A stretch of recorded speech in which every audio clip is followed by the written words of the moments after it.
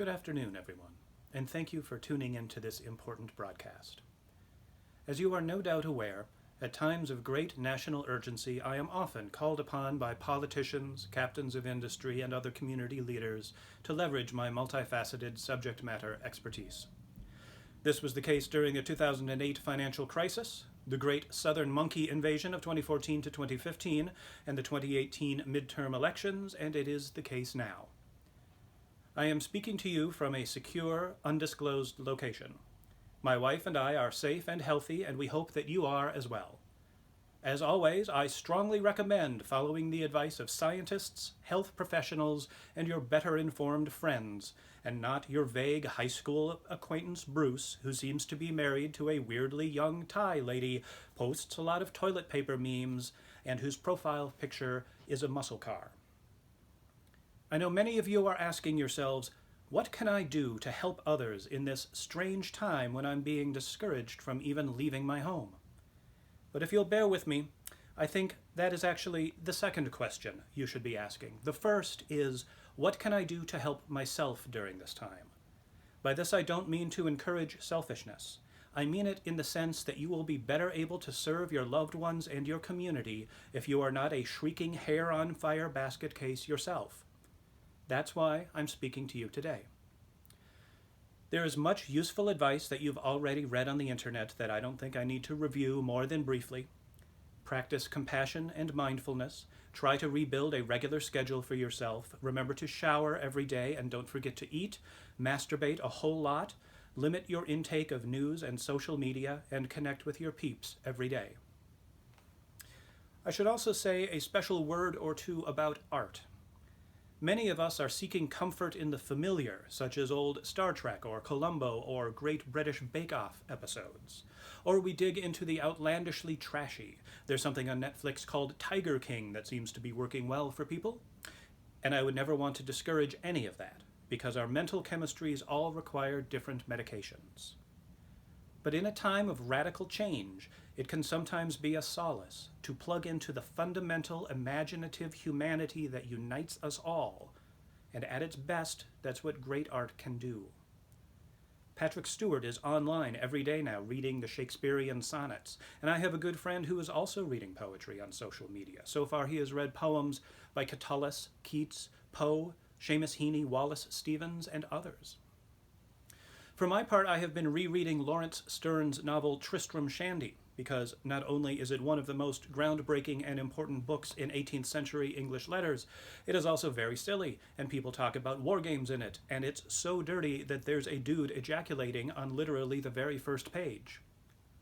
Not on the physical page, you understand. There's a description of the narrator's father on the first page that... Anyway, you should just read it.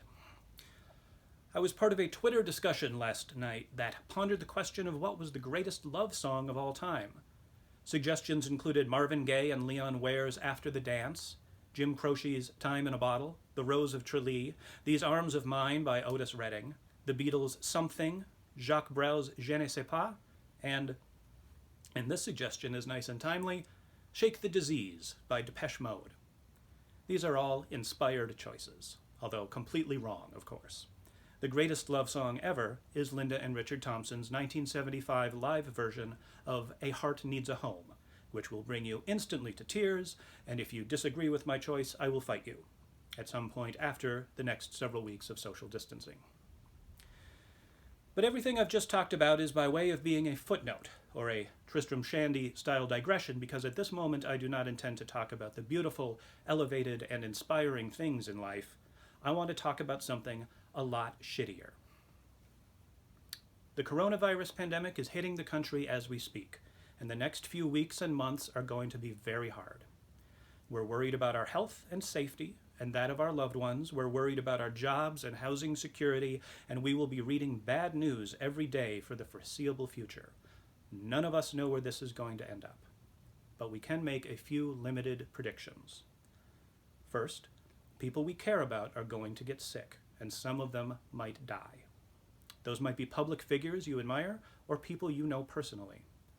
Our grief is going to be real, and it's going to be hard to express, because most of the people we know are going to be processing their own massive amounts of grief at the same time we are.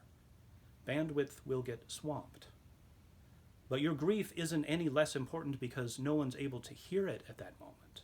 When your broadband goes down, it will take longer for the message to get through. But we wait and we try again because what you have to say is important and people want to hear it. The other point I want to make is that we're going to see some ugly sides of ourselves. This can be distressing if you're not accustomed to looking at those sides. I actually recommend it. It can be sort of liberating, but that's probably a project for another day. My point right now is that it's very possible that you will hear news of someone hateful contracting the virus or even dying of it.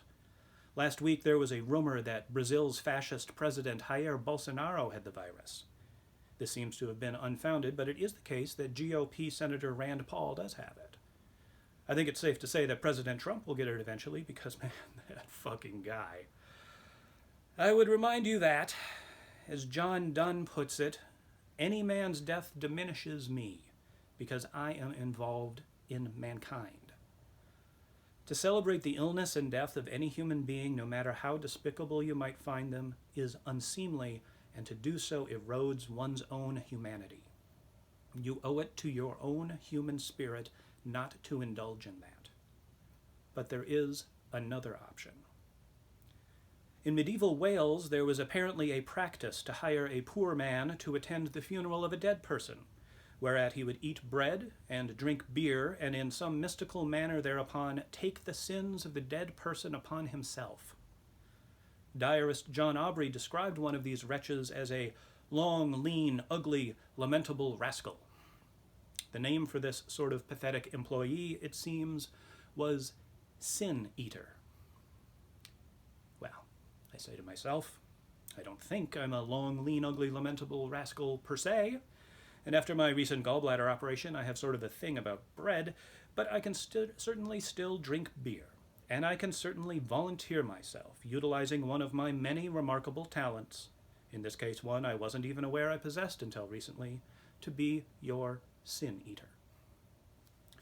So as my offer to you, when, as will inevitably happen, some monstrous piece of shit like Mitch McConnell or Mike Pompeo or Bill Barr gets the coronavirus, and all the news reports are scrupulously factual about it, and social media is going wild because some people are freaking out about what it means from a national health perspective, and other people are being kind of gross and tap dancing on their graves.